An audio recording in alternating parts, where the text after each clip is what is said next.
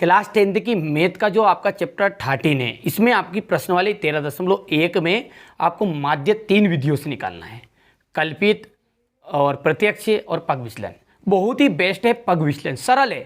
थोड़ा सा इसकी प्रोसेस थोड़ी सी लंबी है, एक बार सीख जाओगे ना, जिस तरह सरस्वती एक बार दिमाग में बैठ जाती है तो निकलती नहीं है ना, उसी तरह ये पग विचलन बहुत ही सरल है। एक बार समझ गए, बेसिक समझाऊंगा ना मैं हूं, चिंता किस बात की है। चलिए तो देर ना करते हुए आपका क्वेश्चन नंबर 2 है 13.1 का, इसको हम पग विचलन से सोल्व करेंगे। तो किसी फैक्ट्री में 50 श्रमिकों की दैनिक मजदूरी निम्नलिखित बटन पर विचार कीजिए।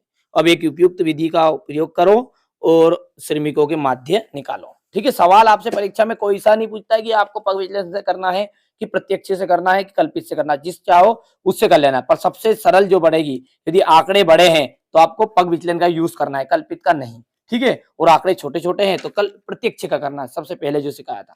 चलो सवाल उतार लेता हूं पहले। तो देखिए यहां पर मैंने सवाल उतार लिया है। अब देखते हैं पग विचलन के लिए सेम उसी प्रोसेस को करेंगे। पहले तो मध्य बिंदु निकलेगा आपका, यानी कि जिसे वर्ग चिन्ह कहते हैं अपन। ठीक है, तो ये एक्स आई हो गया है। तो एक्स आई निकालने का तरीका तो अब तक अभी सब सीख गए होंगे कि दोनों को जोड़ो वर्ग अंतराल को और 2 का भाग दो। करो भैया भाग दो जल्दी से। ठीक है, तो यहां से देखो आप 500 और 520 दोनों को जब जोड़ा तो 1000 आपका आया। ठीक है, तो कितना आ जाएगा आपका, ये यहाँ पर जोड़ लो दोनों को। तो पहले तो 500 और 500 1000 हो गया और 1020 आ गया। कितना गया है 1020 बटे में 2 से भाग दोगे ना तो 2 पंजे 10 और 10 510 आ जाएगा। ठीक है, तो यहाँ पर आ जाएगा आपका 510, ये आपका आ जाएगा 530। ठीक है, यहाँ पर जाएगा 550 और 570। ठीक है, और ये जाएगा 590। थोड़े से बड़ी होगी इसलिए छोटा कर दिया, थोड़ा सा गड़बड़ हो गया, थोड़ी सी लाइन को चौड़ाई बढ़ा लेना क्योंकि इसमें अपन ए बनाएंगे अभी। क्यों? क्योंकि ए के कारण ही डी आई निकलेगा और डी आई के कारण यू आई निकलेगा, यानी कल्पित जो सीखी नहीं वहां तक करना पड़ेगा। तो अब पहले बनाओ अपन ए, तो ए तो यही बनेगा, देखो गौर से 550 यहाँ पे लिख दूं मैं ए। ठीक है, तो 550 ए हो गया। चलो तो यहाँ पे डी आई का फॉर्मूला क्या है, एक्स आई में से ए, एक्स आई में से ए घटा लो। घटाओ भैया जल्दी से।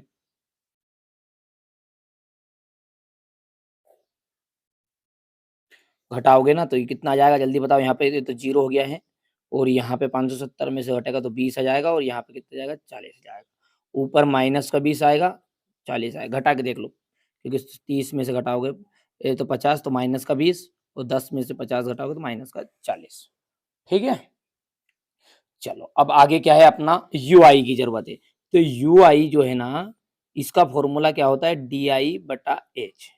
क्या होता है, डी आई बटा एच। बहुत ही सिंपल है ये भी। कैसे, एच का मतलब क्या होता है, वर्ग अंतराल में अंतर।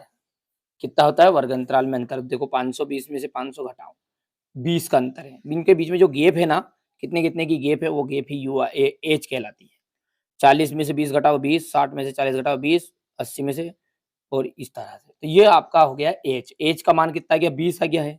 और डी आई यानी इनमें 20 में 20 का भाग दे दो इस लाइन में, तो यहाँ से देखो आप, तो ये कितना जाएगा माइनस का 1 आ जाएगा, 20 एकन्ना 20, 20 दूने 40, 1 और 2। और एक विशेष बात बताऊं ना आप में, जब यू आई की जब लाइन निकालोगे ना, कोई से सवाल होगा ए टू जेड सब में यही लिस्ट आएगी, ये 0 1 2 0 1 3 4 जहाँ तक पूछे। यदि ऊपर तक मान रहे थे तो 3 आ जाता, नीचे तक मान रहे तो प्लस का 3 4 आ जाता। ठीक है, ये लिस्ट आएगी, इसलिए पग विचलन विधि से आपको करना। अभी एक सवाल और करेंगे पग विचलन से। ठीक है, चलो हो गया, समझ में आया नहीं आया इतनी चीजें। क्या किया मैंने, एक्स आई तो निकला था, डी आई भी निकला था। अब डी आई के बाद में क्या निकाल लिया, you I. U I simple कि क्या करो, एज का भाग दे दो इस लाइन में। अब एज कौन है, इसके बीच की गेप, तो 20 की गेप है, घट घट भाग दो तो ये आ जाएगा। अब हमारा सूत्र क्या है, इसका सूत्र हमारा ये है पग विचलन का कि सिग्मा एफ आई यू आई, यानी एफ आई में किसका गुना करना अपने को, यू आई का। तो एफ आई यहाँ पे देखो ये है, तो 12 दूने 24 माइनस का, और इसको लिख देते अपन एफ आई और यू आई।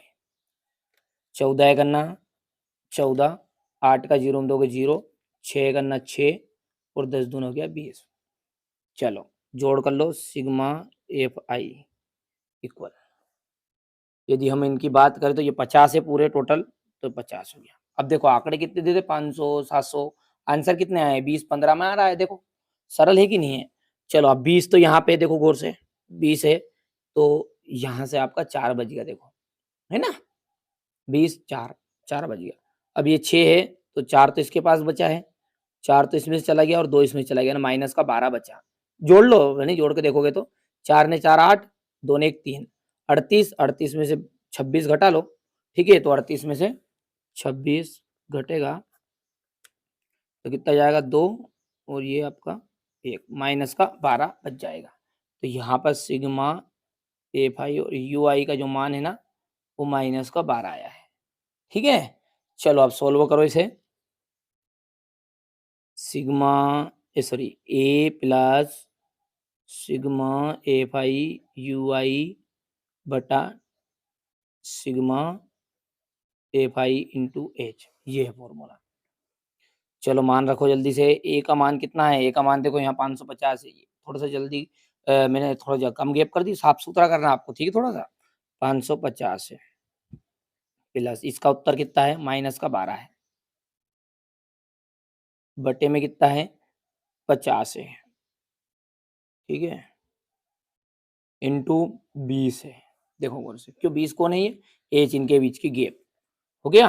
अब देखो 0 से 0 कैंसिल, और बारदून हो जाएगा आपका 24, हो गया 24, तो कितना बचा ये बताओ, 550 माइनस 24 बटा 5, भाग दे दो 24 में 5 का, 5 चुकू 20, 4 बज गया, और 4 बजा तो 5 है 40, 4.8, तो 550 माइनस 4.8, तो 550 में से 4.8 घटा दो, 550 में से 4.8 घटेगा, तो यहाँ से दशमलव जीरो बढ़ा सकते हैं, तो ये 10 10 उधार लिया, 10 10 में से गया 2 बच गया, 9 9 में से 4 गया तो 5, ठीक है, तो ये 4 बच गया, और ये 545.2 आंसर आ जाएगा, है ना, 545.2 आंसर आ जाएगा, तो 545.2, ठीक है। तो यहाँ पर श्रमिकों की दैनिक मजदूरी कितनी आएगी 545.2। अब आंसर आप इसका मिलान भी कर सकते हैं।